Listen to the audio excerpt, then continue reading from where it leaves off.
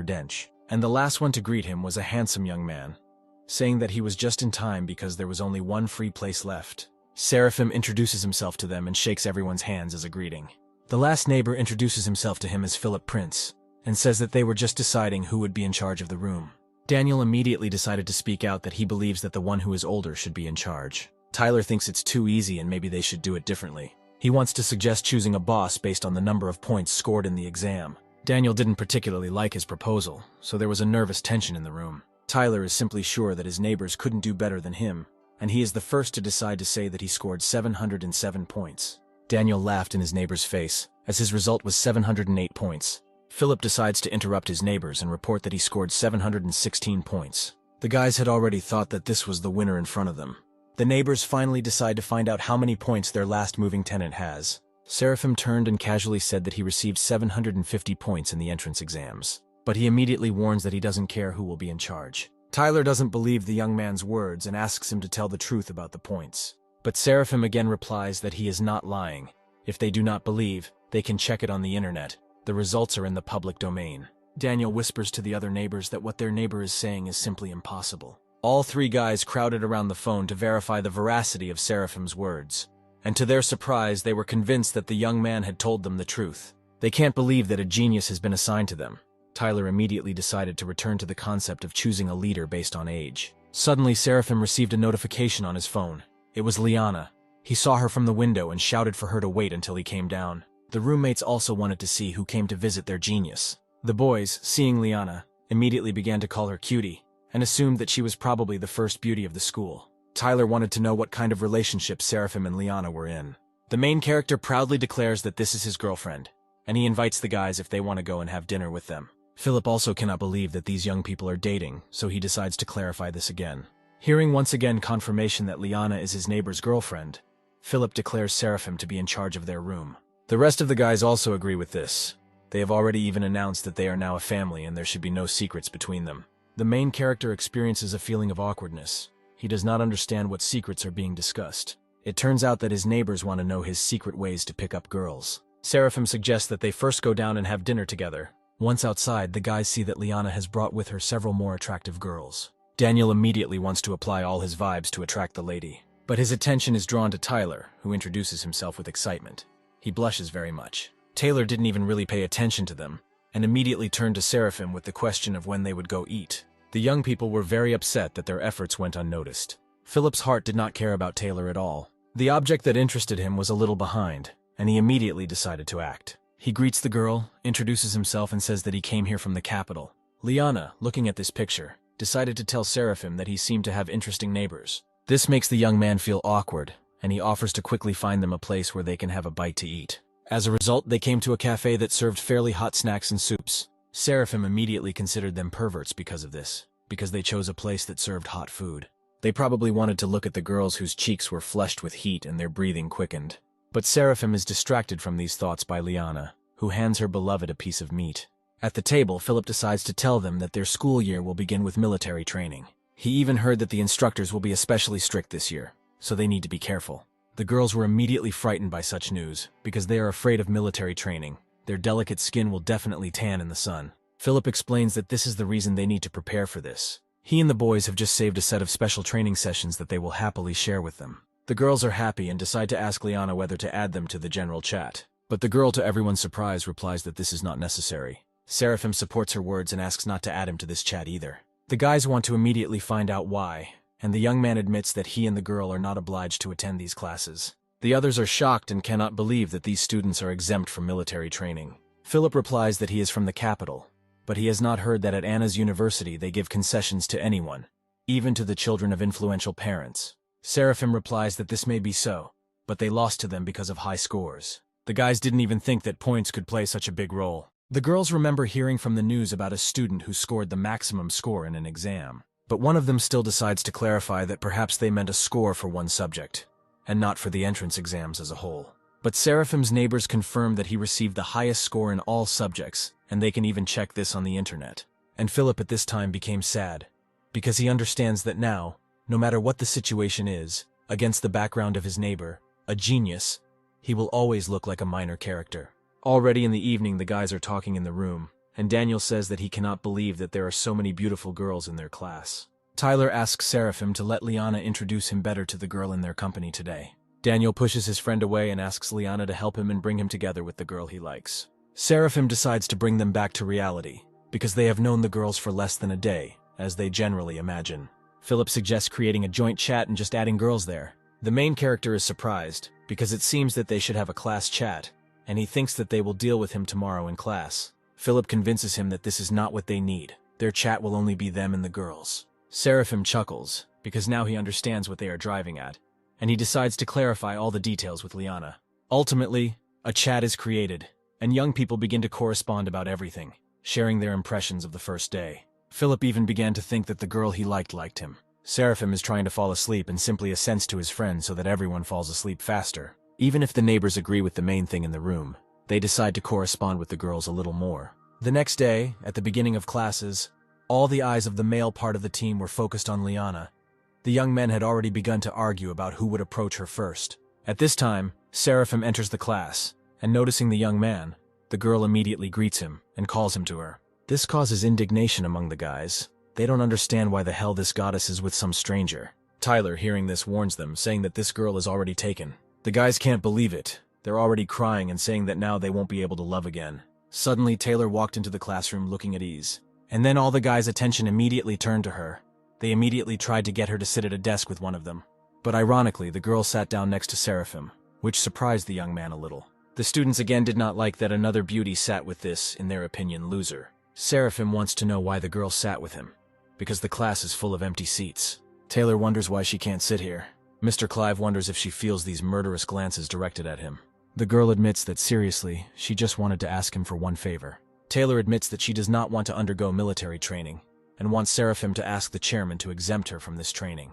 She asks the young man to promise her that he can get her out of military training, and in that case she will change seats. But Seraphim wants to know why she doesn't ask Chairman Raj about it herself. But the girl doesn't seem to hear him and simply joyfully says that she is counting on Mr. Clive. Liana did not like these speeches and the structure of her eyes.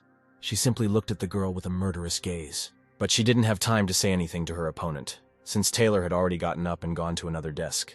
The guys in the class couldn't be happier, because they understand that they again have the opportunity to meet a beauty and even sit at the same desk with her. Tyler almost cried because he managed to believe that his neighbor was dating two girls at once. The teacher finally entered the classroom and greeted all the students. Now the attention of the male half of the class turned to the teacher. The teacher greeted them again and introduced herself as Faya Crisp, and she would be teaching them a foreign language. She stated that she wanted the students to get to know each other better and get a little used to the new stop.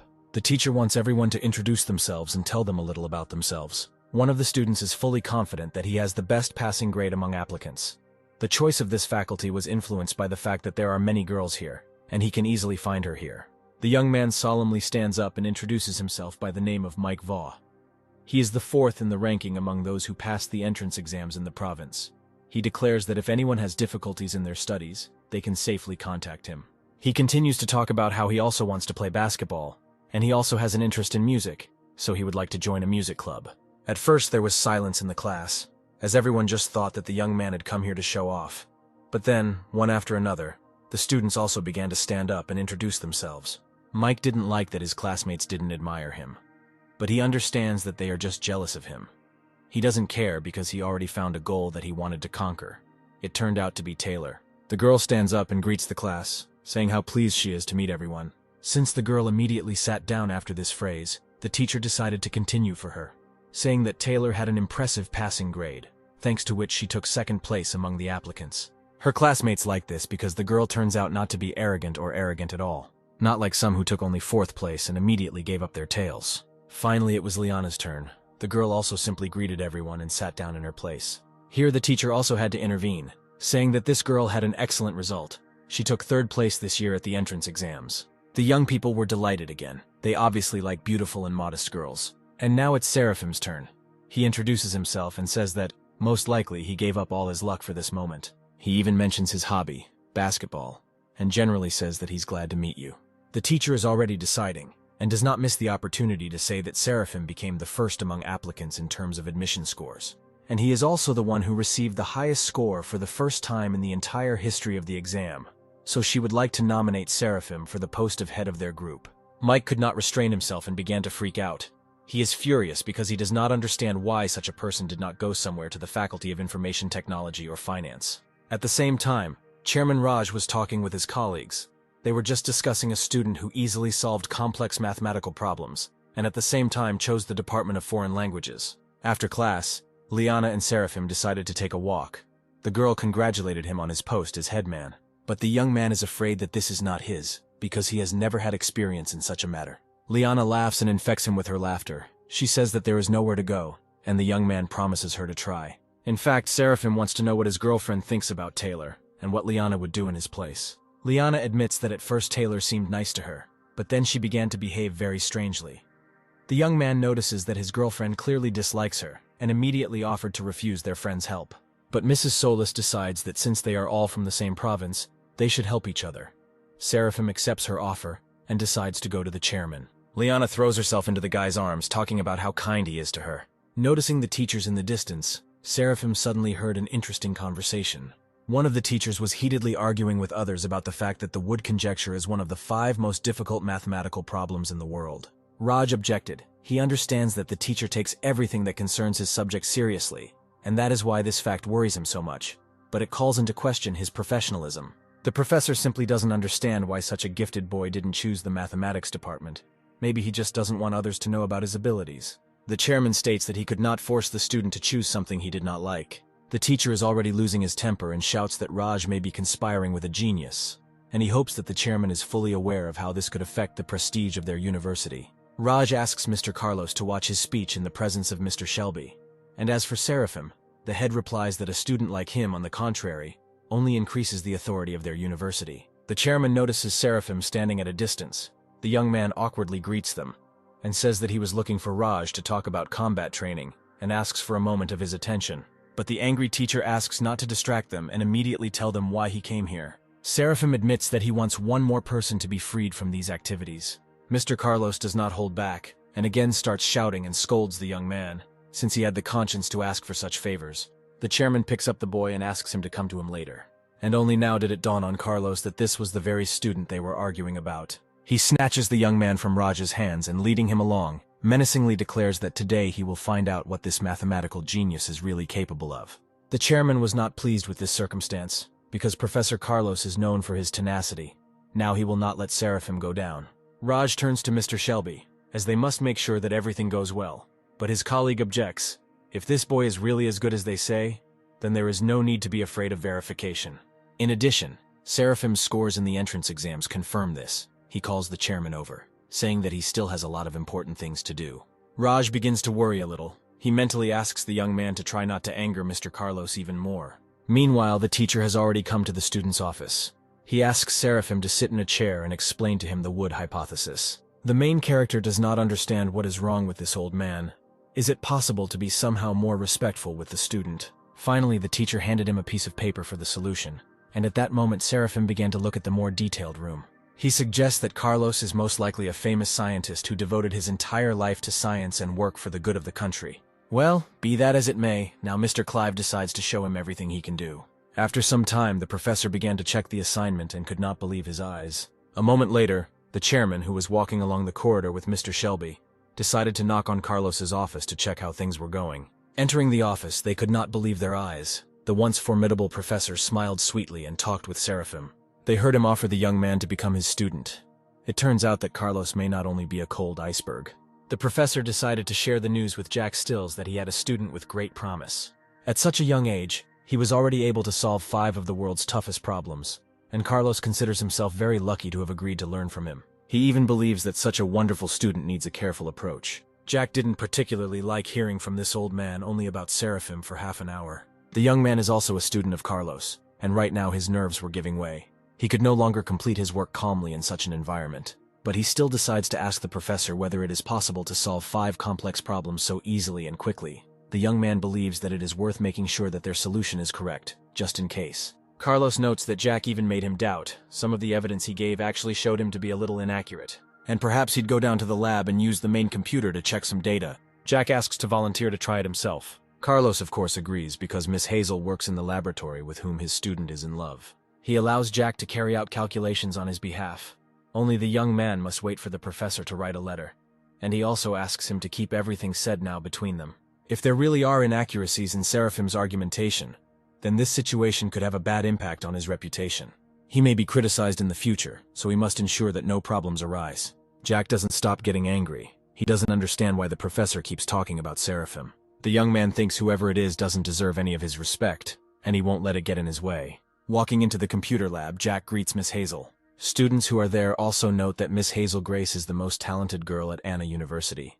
She is in her early 20s, and she is already very famous internationally. Only now they are wondering what kind of guy came and everything is rubbing around her. Jack introduces himself to Miss Hazel and says that he is here on behalf of Professor Carlos. He wants to use the main computer. After looking at the papers, the girl was surprised to see information about the Wood hypothesis.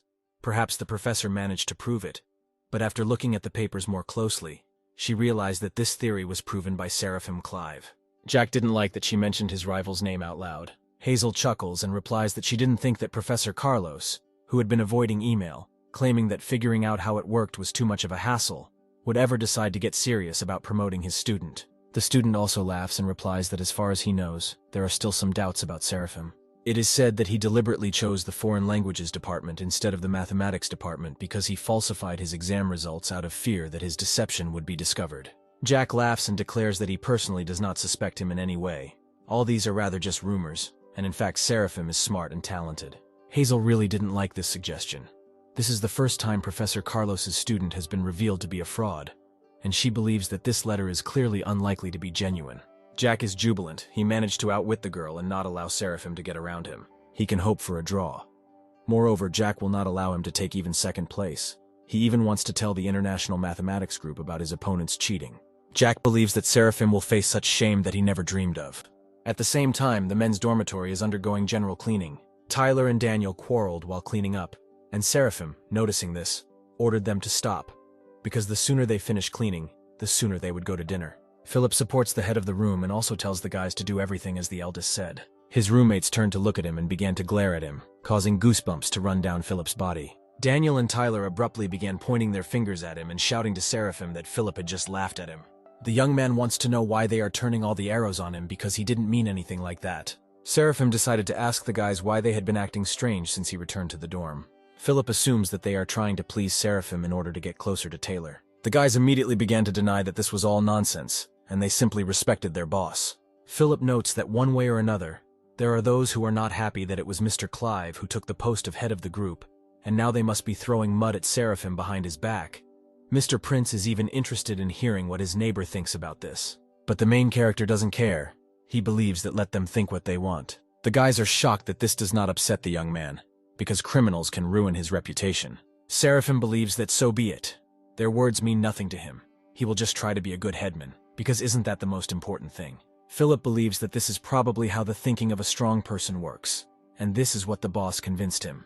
Daniel and Tyler think their boss is cool, and I think that no evil thoughts will work against him. Unexpectedly, Seraphim received a message from Taylor, reminding her of her request to be excused from military training classes. Then Mr. Clive's nerves gave way. This girl seemed to be mocking him. At the same time, Hazel finished checking and asked the laboratory assistant to tell Professor Carlos that the verification calculations were completed. The young man decided to ask what kind of calculations they were. The girl admits that these are calculations that prove the Wood hypothesis, and they are correct. The laboratory assistant is shocked by what her colleague just said, because isn't the Wood hypothesis one of the most difficult problems in the world? Miss Grace became angry and said that if she were him, she would not keep the professor waiting. While the laboratory assistant took off running, she thought that whoever the guy who managed to solve this serious hypothesis was, she couldn't believe that with such talent he didn't even try to apply for physics. But if what Jack said is true, then he acted dishonestly. He falsified the exam results. 6 hours later, Professor Carlos called Seraphim with him. He wants to show the student the most advanced computer in all of China, so that in the future he can use it to check his calculations. But this is only one of the reasons why they are here. The second is that he wants to introduce him to one of the young geniuses of their university. Entering the office, they are already greeted by the joyful Miss Hazel. Seeing the young man next to Carlos, she asked who it was. Seraphim introduced himself to her and said that he had heard a lot about how the professor described the brilliant mind of Miss Grace. But Hazel's reaction was only cold. She said that he had not yet had time to act, but was already trying to gain everyone's trust. Not paying attention to the shocked faces of the men, the girl handed the professor the calculations on the Wood hypothesis and said that they gave her a couple of thoughts. Carlos doesn't understand what's happening, because Hazel has never behaved so rudely before. But he pushes these thoughts away from himself and carefully looks at the calculations.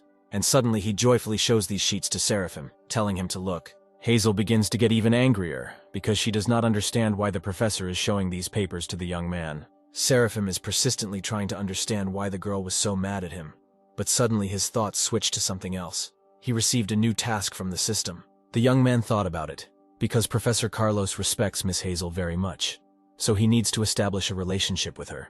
But first he must upset her slightly. And then, out of the blue, he points his finger at the calculations and tells the professor that there is an incorrect equation here. The girl becomes wildly furious and is ready to attack the student with her fists, but Carlos slows her down and tells her that there really is a mistake. He asks her to take a closer look at the third line of the calculations. Seraphim reports that he is afraid that the overall concept presented by Miss Grace is not fully thought out, and it is better to choose a different direction. The sun had already begun to set behind the horizon when the professor shouted, "Bravo!" and Hazel was amazed, because she did not expect such suitable proposals from Seraphim. The young man laughs and admits that he was just inspired. Miss Grace bows her head to him and asks for forgiveness, because there was a misunderstanding between them, and she should not have doubted him. However, she has one question. Why does he allow such talent to waste in foreign language? And she invites him to move to physics and mathematics, because he doesn't want his school years to be wasted. But before answering, Seraphim wants to know what university means to a girl like her. Hazel replies that for her, a university is one of the stages of the educational system. Mr. Clive believes that the essence of a university is not one thing, but several components, such as professors, laboratories, and more. He wants to say that choosing a faculty is not the end point of his studies. He can study any subjects he wants. Otherwise, there would be no such thing as an interdisciplinary subject. But Miss Grace thinks the first thing he needs to do is have a clear idea of what he wants to do. Seraphim admits that he entered the Faculty of Foreign Languages only because he wanted to be close to the person dear to him. Yes, they are students, and it is important for them to get a good education. But first of all, they are people who have feelings. After all, if it were not for his family and friends, he would not have been able to advance so far. It was thanks to Liana that he began to work hard and achieved what he has in terms of education. Carlos also decided to reassure Hazel, saying that of course he could not say that he agreed with all of Seraphim's words, but he reminded him of what he himself had long wanted to tell her. After all, for the last 6 months she has almost been living in the laboratory, and she has not been home or called her parents for a long time. Sometimes too much mental stress can be detrimental to your thought flow. Taking breaks will help your mind become more flexible. The girl noticeably cheered up and stated that she never thought that Seraphim could teach her anything. Sitting in his dorm room, the young man receives a notification from the system stating that he has completed his mission, and now he is wondering what reward awaits him this time. His reward was called Fiery Eyes. Seraphim became very curious about what this skill meant. At the same time, Jack was walking around the laboratory, and he heard out of the corner of his ear how the students were discussing that one of the new students had proven a complex hypothesis. He was tense at this news, but all his thoughts disappeared when he saw Miss Grace on his way. He immediately noted that he did not often see her outside the laboratory. The girl admits that she decided to follow the advice of Professor Carlos and Seraphim to see how rest would affect the flexibility of the mind. The young man does not understand what happened and why Miss Grace is behaving so strangely. He decides to find out if she has already met Seraphim Clive, because he warned her that he cannot be trusted. Jack is afraid that he cheated into entering the university, and who knows what else he might do. Hazel's face changed sharply and asked Jack not to talk about Seraphim like that, because he turned out to be a great boy. She apologizes and says that she wants to continue the walk. Seeing how the object of his desires leaves, Jack begins to get angry. He wanted to be gentle with Seraphim, after all. They study at the same university, but now he left him no choice. At the same time, Mr. Clive decided to try out his new ability and placed 2 cards face down on the table in front of him. To his surprise, looking at them, he was able to see what kind of card it was. Its value and suit. It turns out Fiery Eyes. This is X-ray vision. He asks his roommate to help him and tells him to sit next to him. Seraphim wants Tyler to turn his back on him and shuffle the cards. Tyler doesn't understand what they want from him, and wonders if his neighbor is perfecting some kind of magic trick. But he still does everything as he was told and shows Seraphim the cards. Having looked closely, the young man gives the answer that the 2 of diamonds is on the left and the 3 of crosses is on the right. Tyler thinks it's incredible and wants to know how his neighbor did it. The young man is trying to understand whether Seraphim simply made notes on the maps. The main character already realizes that this ability can be a good help to him. In the midst of learning about his new ability, he receives a call from Professor Carlos. Having picked up the phone, a cry came from there, which said that Seraphim should come to the professor as soon as possible, because he had urgent business with him. Some anonymous person accused him of academic fraud, and now an international delegation is coming to them to clarify the circumstances. Carlos warns that the members of this delegation are very serious. They do not care whether he was able to prove the Wood hypothesis or not. For some reason, they are sure that Seraphim passed off other people's notes as his own. Jack started all this, as it is not difficult to understand. He wants the young man to disgrace himself tomorrow in front of all members of the Mathematical Society of China. Scientists around the world can be divided into 4 classes. First-class scientists are those whose achievements are limited to mastering a certain set of knowledge. The most they can achieve is to obtain a few patents for inventions. But there are those who believe that such people do not deserve an academic degree. Second-class scientists make revolutionary discoveries and try to find explanations for ambiguous phenomena. Their scientific articles are published in prestigious journals. Third-class scientists are one step away from reaching the frontier of human knowledge. Their skills are enough to organize a whole set of theories and ideas, which can then be passed on to the younger generation. Fourth-class scientists are able to introduce to humanity a new field that goes far beyond the limits of knowledge, which is necessarily recognized by all other scientists on Earth. Today there are no more than 100 fourth-class scientists in total. Finally, the international delegation arrived in the main conference room. Mr. Shelby whispers to Miss Hazel that someone reported that China proved the Wood hypothesis. The girl is indignant because they did it on purpose. And besides, the person who sent the anonymous statement is one of the few trusted persons with whom they shared the secret. She realizes that not many people knew about the proof of the hypothesis, and she seems to have an idea who it could be. The delegation is talking to each other. One of the members is called Tom. He is a second-class scientist from the kingdom of Starbast. A third-grade scholar named Mott from the Sakura Kingdom talks to him.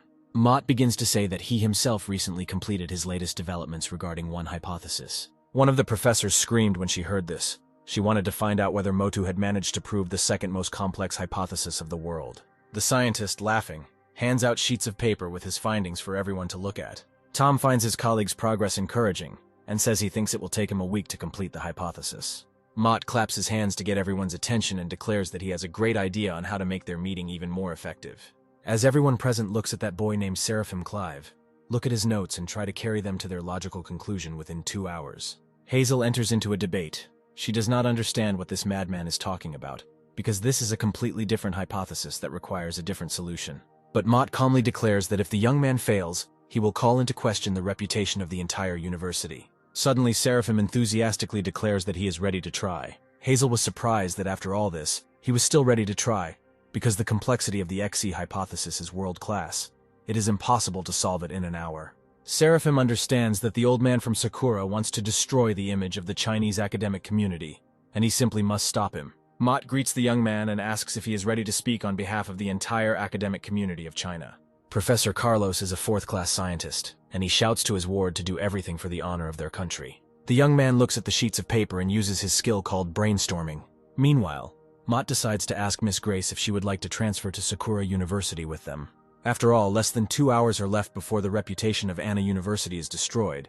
Their status will be questioned, and it will be difficult to find a new job abroad. Hazel was about to say a few kind words to this scientist, but Seraphim restrained her. He reports that they have nothing to worry about.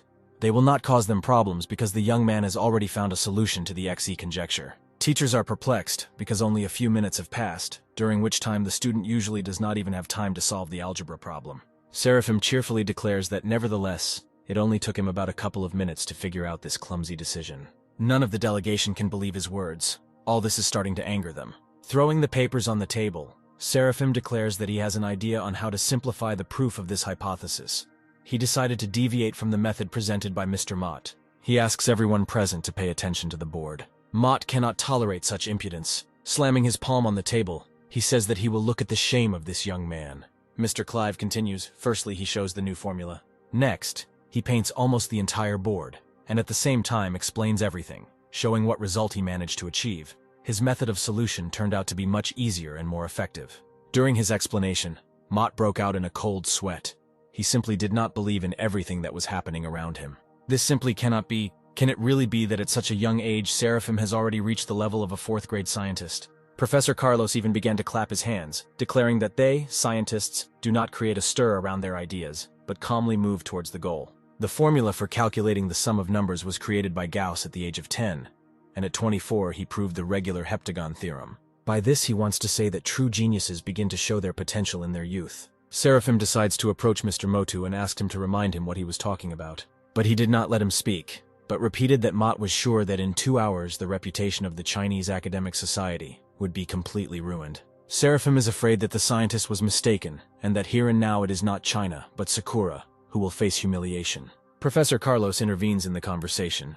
He is of course on the side of his ward, but decides to remind him that he is still just a student. And Professor Mott is higher in status than him, so he must respect what he does and says. The scientist understands that he was humiliated in front of the members of the international delegation.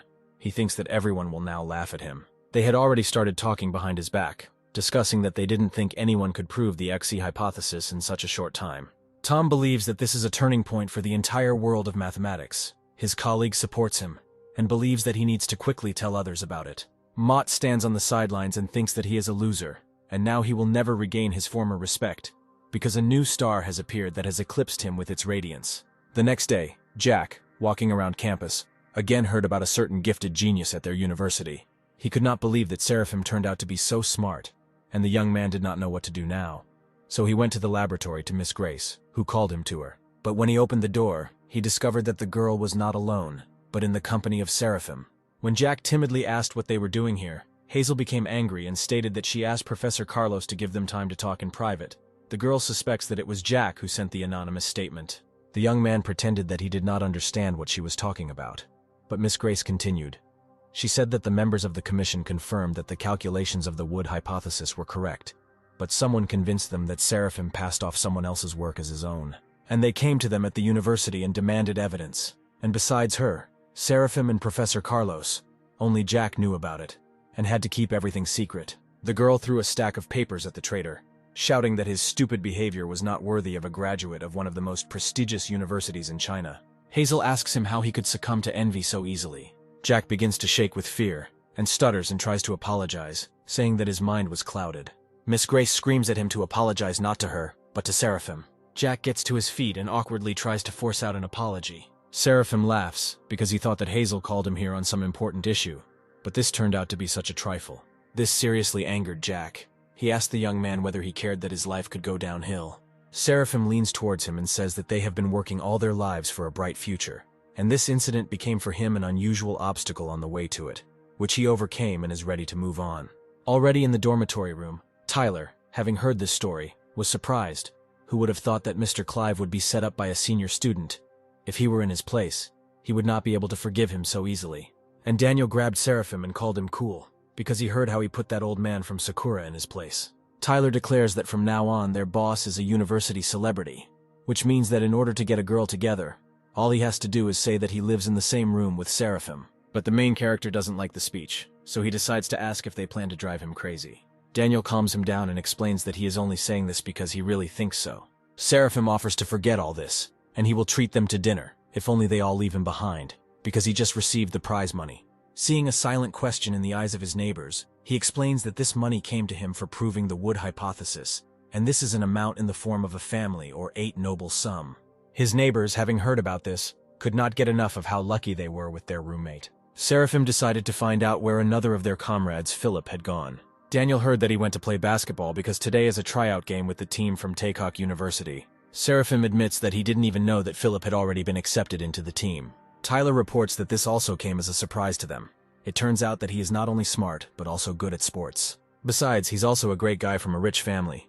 But Tyler still thinks that their boss is still 100 times cooler. Seraphim decides that it's better for them to go and watch the game, because whether it's a trial or not, the competitive spirit has not been cancelled. A fight had already broken out on the basketball court. Philip blocked the opponent's ball and, having taken it away, moved towards the opponent's hoop. His efforts were not in vain. On the first try, he scores into the hoop.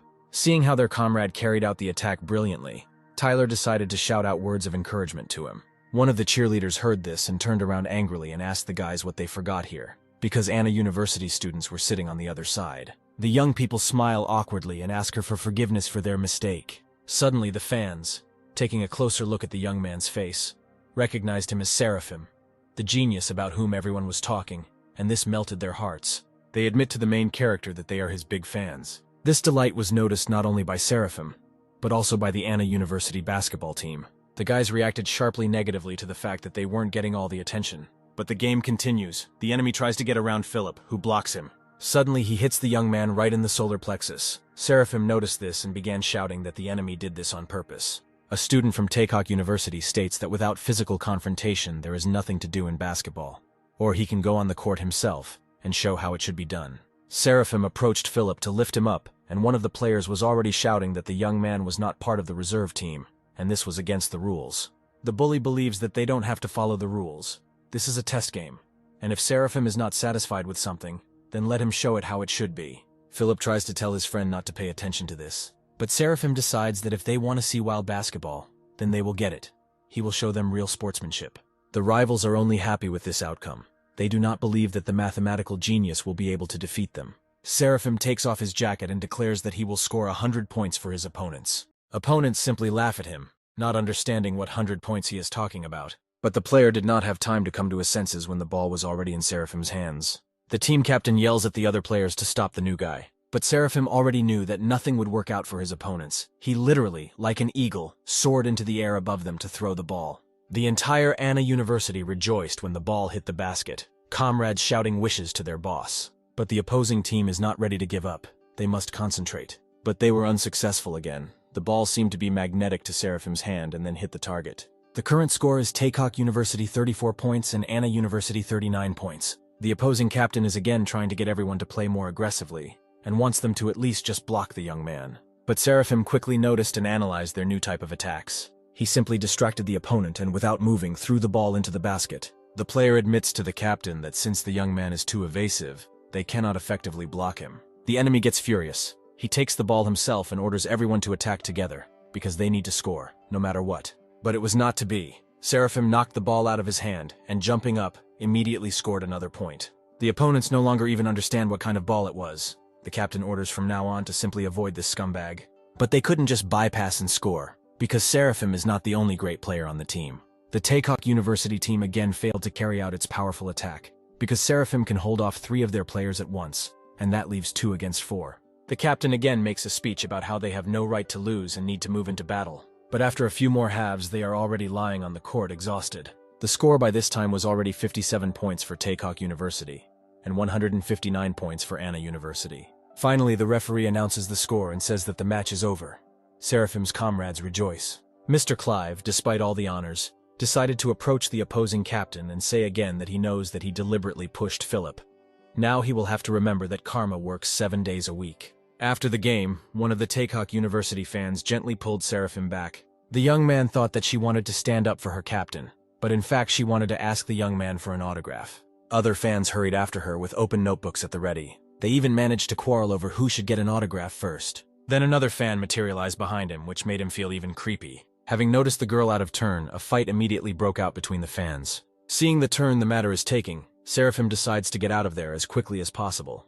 Gradually, the fame of the young genius spread faster and faster throughout Anna University, and all the locals were already trying to find his accounts on social networks. Seraphim woke up in the dormitory in the morning, woken up on his phone and discovered that there was an unimaginable number of subscribers on his page. Suddenly, a fairy appeared in the room and congratulated him on what he had achieved, noting his 20 million fans, and that the hidden task called the famous person had been completed. The creature noted that they had not seen each other for a long time, and she was glad to see the owner. The fairy did not expect that Seraphim would be able to complete the next task so easily. It seems she underestimated him. Thanks to this task, the young man comes to the conclusion that his fans can also carry out the tasks. From this it turns out that there are missions, the success of which depends on the level of popularity. The system never ceases to amaze him. The fairy confirms this, because communication skills also need to be learned. Like everything else, this experience is undoubtedly important in the life of every person. Seraphim already regretted asking her about this, but he wants to further find out what reward he will receive for successfully completing the mission. The fairy appeared here to give him his reward. The creature was angry that Seraphim did not consider that this task had a teaching function. Therefore, the fairy decides to leave, leaving the young man alone to deal with everything himself. Left alone, Seraphim was a little sad, but decided that he could cope without her help. It turned out that the mission of a famous person has 2 phases, the first of which has already been completed, and the second is in progress. Seraphim has already realized that the number of fans plays an important role. He still cannot believe that they can really complete tasks. Flipping through the feed, the young man also comes across mentions of his name in connection with something called a battle of intellects. The Battle of Intellects is an international competition in which the best minds from more than 10 countries take part. China, the country of lighthouses, the country of cherry blossoms, the country of eagles, and the country of witches, are fighting for first place in different fields of knowledge. In the last game, the winner was a contestant from the country of Myakov, several steps ahead of his rivals. This time, China approached the selection of candidates less responsibly, but was only a few points behind. Such competitions do not show the true potential of an entire country, but the public does not think so. The country of lighthouses, which took first place, ridiculed China, thereby angering its people, and this time China demands revenge. At this point, Taylor finished her explanation about this show. She explains to Seraphim that the country has high hopes for him.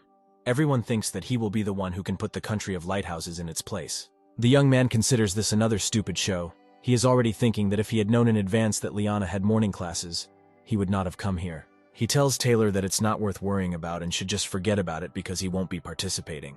But first, the girl offers him something to watch. Seraphim picks up a tablet to watch the winner's interview, being completely confident that this will not convince him. The winner says that this time they will have only one goal: to retain the title of winner. The interviewer chuckles and says that there is talk that in China there is one brilliant boy who can compete with the country of lighthouses. The winner laughs and notes that she most likely means a student who received invitations from different universities at the same time. The participant shrugs and replies that he very much doubts that an 18-year-old boy will be a strong competitor to him. The interviewer replies that it is difficult to believe, but there is information that he disgraced the mathematician of the Sakura state. The man believes that these are all tricks of Asians, which are not worth falling for, because they are mired in vanity. From the side of the country of lighthouses, real students will participate in the battle of intellects. China, in his opinion, expels those who have already graduated from the university. He even wants to bet that their vaunted genius won't even appear on the show, thereby showing his worthlessness. As soon as Seraphim finished watching, Taylor suggested that he stop commenting. Under the video, there were a lot of words about how China will not give up and they must definitely win. Seraphim at the same moment learned that he was able to complete the second phase. This time the young man will not remain on the sidelines. He declares that he will take part in the battle of intellects. Very little time has passed, and the news is that Seraphim will take part and fight for the title of king in the battle of intellects. While Liana and Seraphim were walking through the park, they had already heard strangers talking on this topic several times. Miss Solis noticed that her betrothed is quite popular. Suddenly her smile disappears from her face, and she admits that she is angry that he did not tell her that he would be taking part in international competitions. The young man was already seriously scared when Liana burst into laughter again and said that she was actually joking. However, she noticed that he had not only fans but also haters. Liana tells the guy to try hard, and he declares that they will definitely receive the cup of the king of the battle of intellects. The girl laughs again and they decide to continue their walk. It was a busy evening in the office of the team developing the Battle of Intellects show. One of the employees burst into the boss's office and said that they had lost their last sponsor. The boss thinks that this is outrageous, because what kind of trust can we talk about when they do this to them? The assistant wants to know what they should do now, since they have already spent too much money from the company's budget on television and radio broadcasting. The boss remembers a meeting a couple of weeks ago about investing funds and discussing where they would be spent. This becomes another headache for the boss. They have little time. He is not sure that they will be able to find a new sponsor. In addition, the loss in the Battle of Intellects led to attacks from haters from other countries. He is afraid that few will want to join the team this time. The assistant wants to tell the boss one more piece of news, and the boss asks him not to mumble. He reveals that Seraphim Clive has decided to join them in the upcoming competition. The boss doesn't quite share this joy, because he doesn't understand what use this boy is in their situation. Let's say he became one of the participants and can even make it to the international stage. But will he be able to beat all the participants from other countries and become the champion of the Battle of Intellects? Of course, he gained quite a lot of fame, but what does this give them? Their goal now is to increase ratings. The boss notes that this Seraphim is very famous, but what if he fails at the national stage? The head believes that now they need to worry more about how to move into the top programs and find sponsors, and it seems that they should reconsider the questions for casting. At the dorm, the roommates were already lined up to see Seraphim so that he could tell him how some example was solved. Tyler noticed that Daniel, as usual, distracts their boss from reading.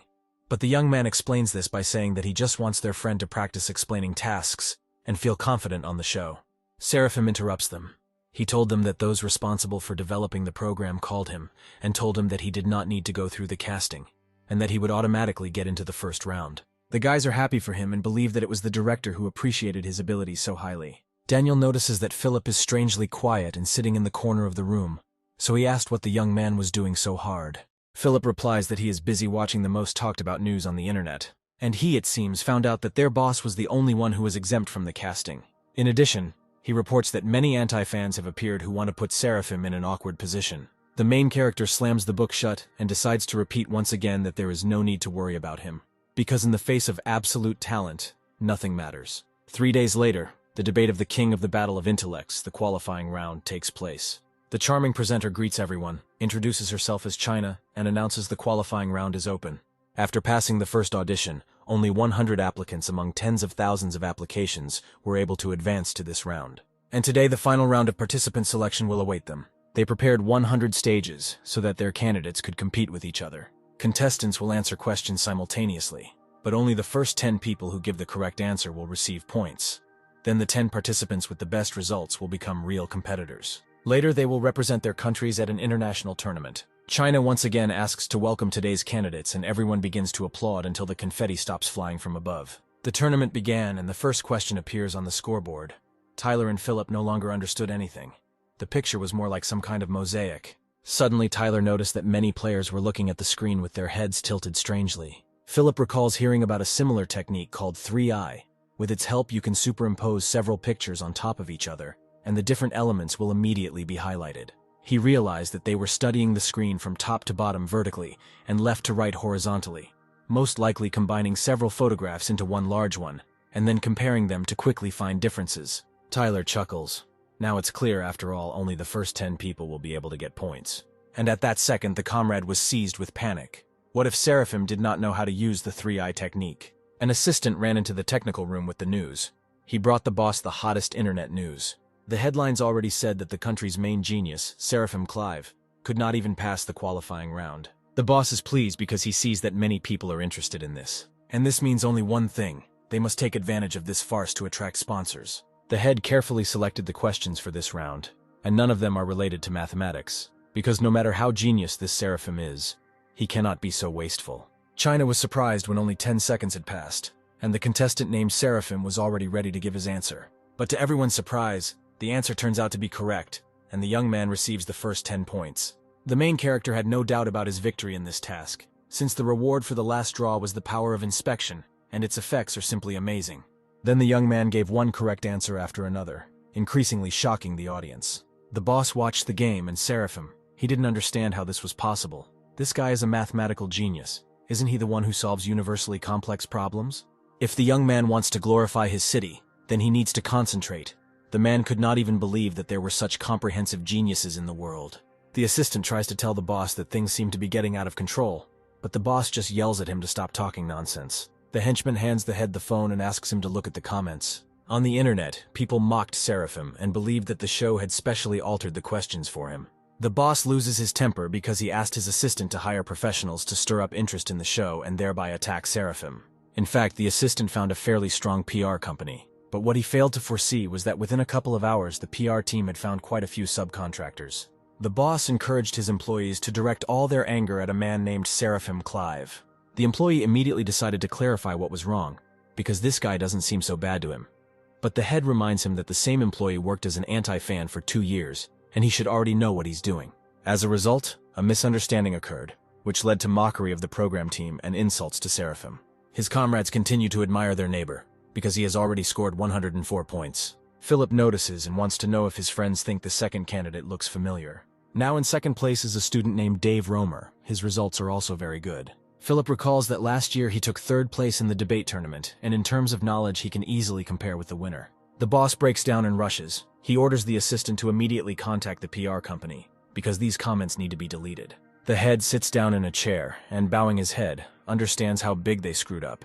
The entire budget was spent on renting the premises and concluding a contract with a PR company. Suddenly, an assistant bursts into the room with a joyful expression on his face, and the head was even a little scared from such suddenness. But the assistant does not listen to him and simply hands him the phone with the words that there is a person on the line, and he wants to become their sponsor. The head can't believe if this is the turning point. The only condition put forward by the client was that Seraphim Clive be the face of the program. China announces that the tournament has come to an end, and now they can all congratulate the participant named Seraphim, who answered correctly all 20 questions in a row and took 1st place. Dave left the studio a little devastated because he only took 2nd place. Walking down the corridor, he tried to restrain his anger, since he was sure that the winner had simply been leaked the answers in advance. The next day in the laboratory, a student approached Tyler to ask if he was rooming with the same winner in the final round of the debate tournament. Another classmate overheard this conversation and decided to say that he had heard that the answers were leaked online. Liana overhears. Their classmates are trying to find out what is the secret of Seraphim's success. Suddenly, Mike Vosel sits down next to the girl and greets her. Daniel noticed that their boss's girlfriend was having problems and decided to go up and say that the place next to Liana was already taken. Mike decides to ask if there is someone's name written on this place. Daniel was about to take action, but Seraphim suddenly grabbed him by the shoulder. The young man wants to know if everything is okay with his girlfriend, but Liana calmly replies that everything is fine and invites him to sit back together. The teacher finally comes into their classroom and announces the start of the lesson. Her name is Rose, and now she will teach their foreign language module. She hopes that everyone present understands their profession, although it may seem that the specialty of mathematicians and physicists is much more complicated. Languages also require deep knowledge. After graduation, they will have many opportunities and can get jobs as interpreters, translators, and diplomats. To begin with, Rose wants to have them translate a short passage in Chinese. Mike decides to volunteer first because he wants to get his dose of everyone's attention. Carrying out tasks at the board, the young man is already anticipating victory, since he is sure that Seraphim is completely zero in languages. Rose checks the assignment and praises the student for a very good translation. But he immediately declares that this task, as far as the aesthetic side is concerned, is not ideal, so there is something to work on. She sends Mike back to his seat and the student feels his whole body shaking with despair. Rose calls Seraphim to the board so that he can also try to translate the passage. Only now the young man has woken up a little, and Mike has already managed to think that finally, at least others will get a little of the teacher's wrath. Seraphim asks Rose to repeat, since he listened to what she said, and also wants her to repeat what language they are translating into. The teacher hands him a chalk and in a stern voice orders him to go to the blackboard first. Mike sits on pins and needles, eagerly waiting for Seraphim's pretense to be exposed. But then suddenly the student tells Rose that he doesn't have enough space on the board to write everything down. The teacher orders him to write until he runs out of space. Mike rubs his hands, realizing that Seraphim will face the public shame he deserves. But everyone was only surprised to see how the young man translated the phrase into different languages, and the space on the board actually ran out. Rose stood in silent shock. She wrote this passage herself. The student not only has a complex logical structure, but also unusual content. She can't even believe that he is really capable of translating the text into 20 languages so easily. The teacher understands that one glance is enough to understand that this text is of first-class quality. Seraphim seems to have the level of a professional translator with 20 years of experience, as if he is fluent in 20 languages. The young man turns to Rose and says with a smile that the place on the board is over. But the teacher doesn't care anymore, and she tells him to finish there. Having announced that the lesson was over, she wondered whether an 18-year-old student could be fluent in more than 20 languages. Rose wanted to talk to the dean about this. Seraphim sits down next to Liana and asks if she saw how good he is. The girl praises him, but at the same time wants to know when her boyfriend started to stand out so much. Of course, Seraphim cannot tell her that everything he has now is thanks to the educational system. 8 hours ago, a fairy visited him and said that thanks to his performance in the rematch, he had helped him advance in his mission. He asks the creature to show him the panel and the fairy does it. A screen appears in front of him. The young man sees that nothing has changed in the table except Fauna's points. He became curious why this indicator was always at 0. The fairy explains that Fauna's points are equal to achievement points. Since Seraphim has not reached a certain level, the point system is locked. The young man does not understand how he could not reach a certain level if he has 13 million subscribers. The creature answers in a slightly mocking manner that for this he needs 20 million. The hero then decides to lie on the bed and think about where to get so many fans.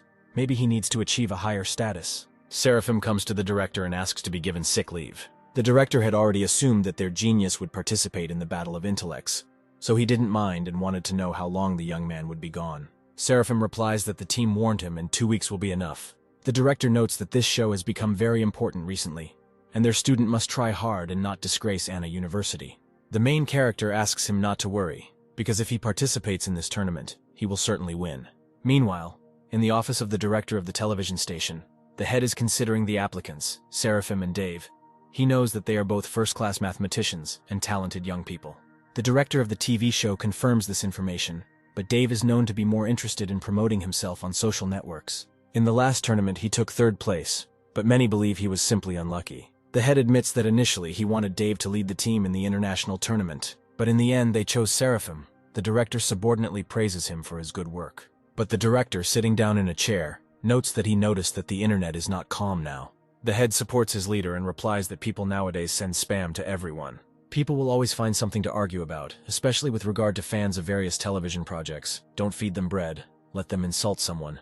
The director tells the head of the program to keep a close eye on this and always be aware. And the most important thing to remember is that they have an entertaining program.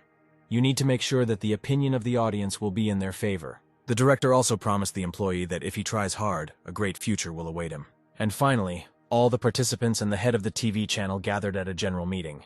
The director announces that for the sake of the popularity of their show, they have decided that each participant will choose an individual challenge, and immediately warns that repetitions are prohibited. One of the participants was dissatisfied with this task and believes that it is dishonest. The head also stated that they invited Professor Carlos from the University of Science and Technology. He would judge them and give a fair assessment. While everyone began to whisper about the professor, the director immediately decided to confirm that this is exactly who they were thinking about, and reminds them about the tasks that they can choose a difficulty from 1 to 10. As a result, the participants must receive the most objective assessment possible, of course.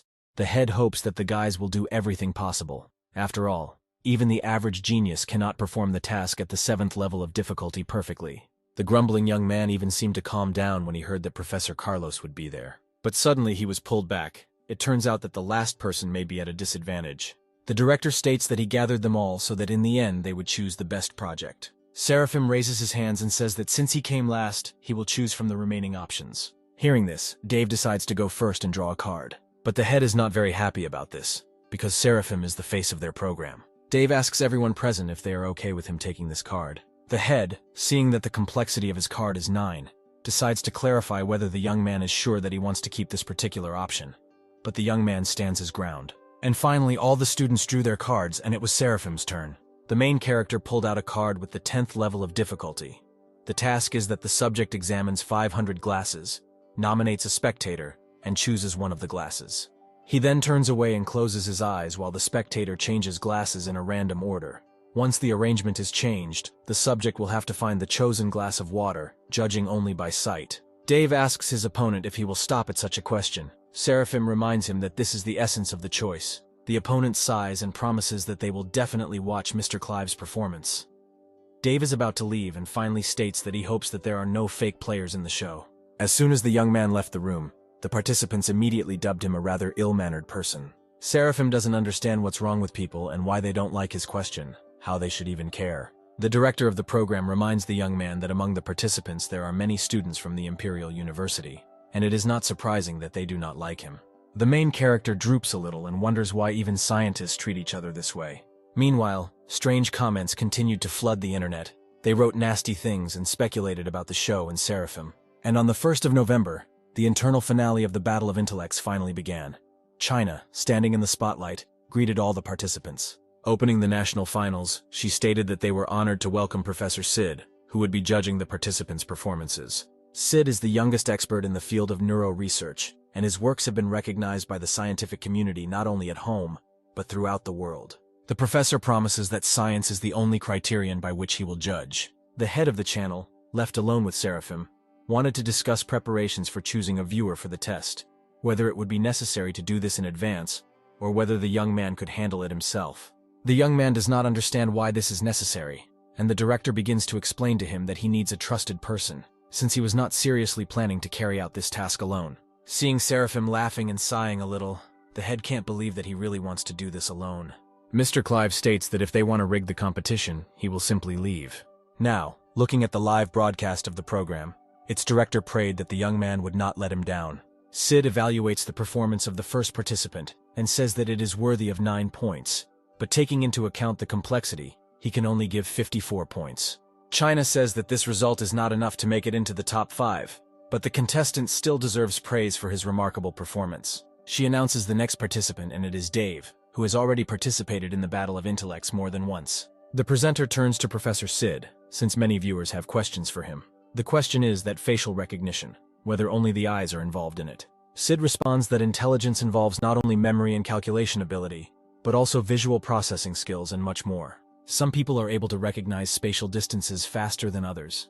Other people can recognize the pitch of sounds faster, for example. The professor explains that these are all different types of mental abilities. As the competition progressed, Dave finally found the right face. Sid notes that taking into account the complexity, the young man's performance can be called ideal.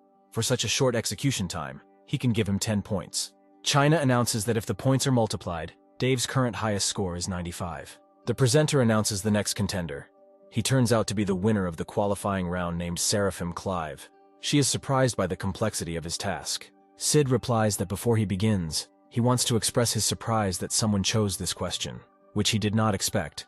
This question was intended as a model for other tasks to establish the difficulty. China replies that first they need to choose a spectator who will help with the task. Finally, one of the spectators was chosen. He quickly walked onto the stage and stood next to Seraphim. At the second studio, while others are watching what is happening, the participant asks Dave why he proposed a viewer. Did he really want to put on a show with Seraphim in the title role?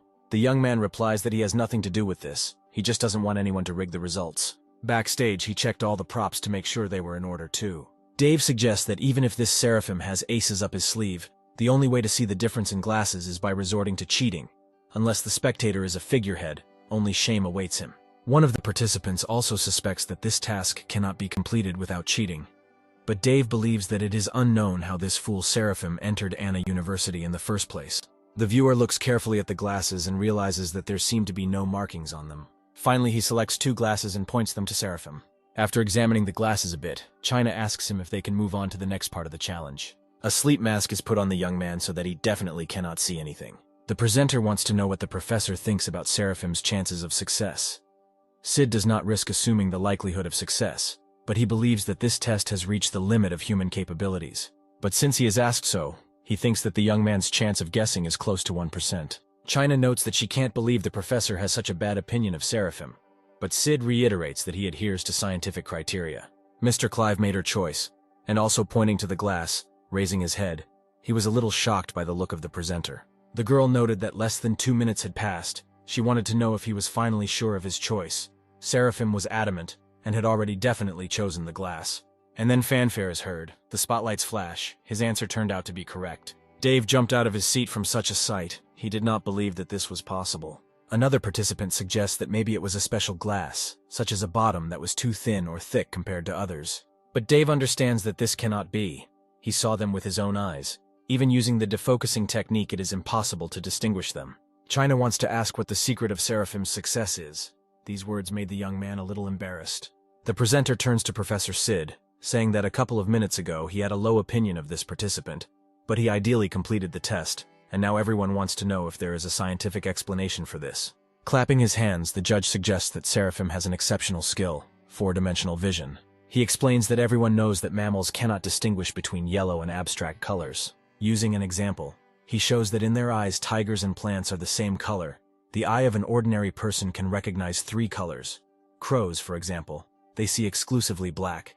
But birds, on the contrary, see crows as multicolored. Only those who have 4-color vision can see shades that are inaccessible to the eye of an ordinary person. Scientific research has long proven that water reflects ultraviolet rays, and if human vision can discern these rays, the water will have a certain color. China is delighted, which means that the talented Seraphim relies on special vision and can see what is hidden from the eyes of an ordinary person. Sid notes that this is not all.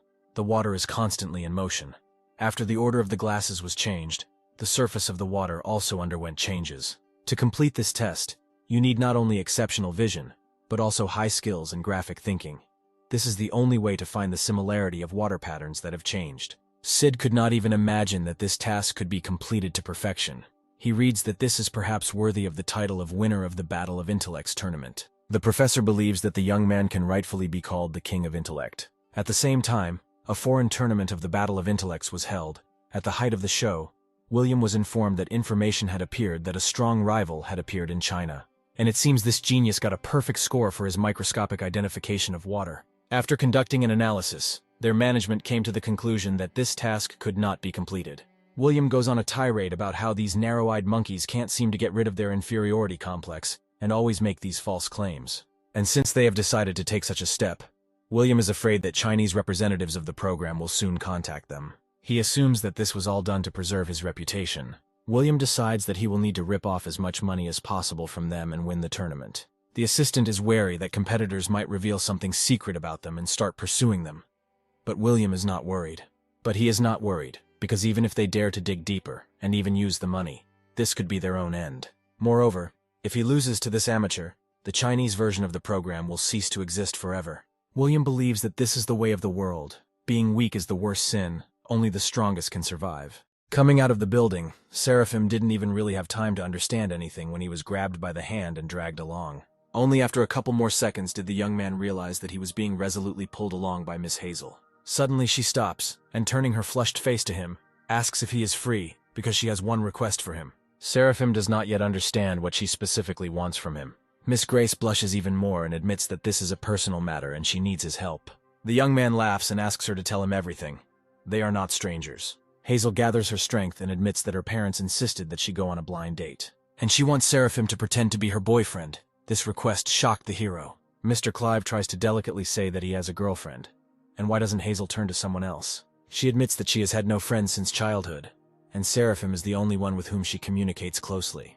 Seeing that the young man does not want to participate in this adventure, she decides to resort to blackmail, and declares that if he does not help her, he can forget about her. Seraphim asks not to scare him anymore, and he still agrees to help her. The girl happily grabs his hands and continues to drag him along in an unknown direction. She decides to tell him that they are going shopping, because the young man did not think that he would go on a date in such an outfit. Seraphim objects and says that it seems to him that there is nothing wrong with these clothes. Hazel explains that his outfit is suitable for everyday wear, but is not suitable for such a special occasion, so they need to buy him a formal suit. The young man was a little taken aback. The last time he wore a suit was when he was a child. He has no choice but to obey his fake girlfriend, and now he enters the restaurant dressed in a brand new suit. Seeing the decoration of the establishment where they came, Seraphim understands that this is a good place. Hazel admits that she doesn't know what her parents were thinking, but they introduced her to a 30-year-old man. She doesn't understand. Her relatives apparently believe that she is not able to find a husband for herself, but this should be a man who matches her, and is no less talented. They are finally greeted by a waitress who wants to know if they have reserved a table. Seraphim replies that they will send Terry here to meet with Lucius. Finally, the girl leads them to the desired table, where a man was already waiting for them. Lucius gets up from the table to greet Hazel, but immediately notices that another companion is with her. The girl cuddles up to her boyfriend and also greets Mr. Terry, introducing Seraphim as her boyfriend. She admits that she came here only to talk. Lucius invites them to the table to talk calmly. Hazel, meanwhile, asks Seraphim to bring another table, which was not originally designed for 3 people. The young man sits down at the table and notices the man's incredulous look. He probably doesn't believe that the young people are close. Lucius admits that he has no idea what Seraphim is doing. The hero immediately replied that he is a student from Anna University. The young man goes on the offensive, saying that he has a rich family, and declaring that he is prettier than Lucius, although they, of course, cannot compare in age. Seraphim wants to know how old his competitor turned this year. He assumes that he is 40. Mr. Terry chuckles in response and notes that the young man is also quite eloquent. Nervously hitting the table, he wants to know how Seraphim's family earns money. The hero doesn't understand why his family is being discussed here, or whether Lucius is so old that he still checks other people's accounts, or maybe he has some problems with his own. The man decides to ignore this and move on to the fact that he heard that Miss Grace does not have a man. Seraphim laughs. He calls Lucius a fool because the young man immediately said his reason for being here. He presses Hazel closer to him and declares that this is his woman, with whom he fell in love at first sight. Sooner or later their parents will find out about this, so he advises Lucius to stop courting Miss Grace. This infuriates the man. He gets up from the table, shouting that he will deal with Seraphim, if not now, later. As soon as Lucius disappeared from sight, the young man turned to Hazel and began to beg her forgiveness. He admits that the enemy managed to piss him off, to which the girl only laughs and replies that she understands everything. She thanks Seraphim once again for helping her, and now she doesn't even know how to repay him, or maybe he can become her real boyfriend. The young man laughs in response and asks the girl not to be stupid. Their awkward situation was resolved by a call. It turned out that the director of the television station was calling Seraphim. He quickly said goodbye to Hazel and made fun of them to leave here as soon as possible. Seeing how quickly Seraphim left, Miss Grace felt a sense of sadness in herself. She was even afraid to ask herself whether she liked the young man. Already in the television station building, the head apologized to Mr. Clive for forcing him to come so urgently. Seraphim, on the contrary, is grateful to his call because it helped him escape. He would be in trouble if Liana found out that Hazel was molesting him. Entering the office, the young man noticed that all the participants had already gathered. Dave noted that Mr. Clive was the last to arrive again. Seraphim laughs and asks him to understand. He is a freshman. He has so many classes that it is difficult to find free time. The other participants looked at him in surprise. They even managed to forget that he was only a first-year student. The head finally tells why he gathered them all here today. It turns out that to break the news, they invited 2 academicians to prepare them for the international tournament. Seraphim is surprised. He thought that this was just an entertainment show. Why go to such trouble with calling academicians? The director explains that 2 days ago, a couple of foreign participants contacted them and offered to play along in the tournament. Dave thinks it's strange that last year they weren't so confident, and now suddenly they're offering to give in to them. But the head corrects him. They did not offer to give in. On the contrary, they demanded money and promised that they would concede victory to them. Dissatisfied screams from the participants immediately began to be heard in the room. They did not understand what was wrong with these foreigners. The head admits that they did not know what was being planned against them, so they decided to refuse their offer. But immediately after that, they dissolved the international company. Now they claim that they tried to bribe them to fake the results of the tournament, and of course they allegedly refused them. Right now the media is engaged in malicious speculation by spreading slander and calling them academic scammers. This is an extraordinary situation. Many countries have turned against them. One might say the nature of the tournament has changed. They must win. Losing is unacceptable. At the same time, Seraphim received a new mission, called Science Without Borders. He needs to prove to the world that science is pure. Conspiracy and fraud are unacceptable. The chapter introduces participants to the same academicians from the Thai Academy of Sciences, who will now be responsible for their preparation. Academician Josh speaks first. He says that they are all the pride of their country, and quite possibly the greatest representatives of the human race. But it is stipulated that even top-notch athletes with the help of professional coaches can improve their results. This is a team competition, and the focus of abilities varies from competition to competition. Therefore, he must test their abilities of memory, calculation, observation, as well as experience and intuition, after which they will determine the order in which they will perform. It will depend on the strength of each participant. The preparation will take them about a week, so he advises everyone to work hard and do everything possible to bring victory to their country. As soon as these speeches stopped, the participants decided that they were already free and went home. The director didn't understand this. Wasn't it said that the preparation would last a week? Why did they all run away on the first day? Josh notes that there is no need to be here all the time, and also wants to say that he does not believe that they finally have an all-round genius. This time they will definitely win. A week later, standing at the airport, Seraphim said goodbye to Liana. The girl was excited and wanted her boyfriend to give it his all. The companion reassured her and promised that he would not lose. A warning sounded that boarding for his flight had already begun. Seraphim hurried to take his seat and finally told her to be confident in him. He is the most powerful genius.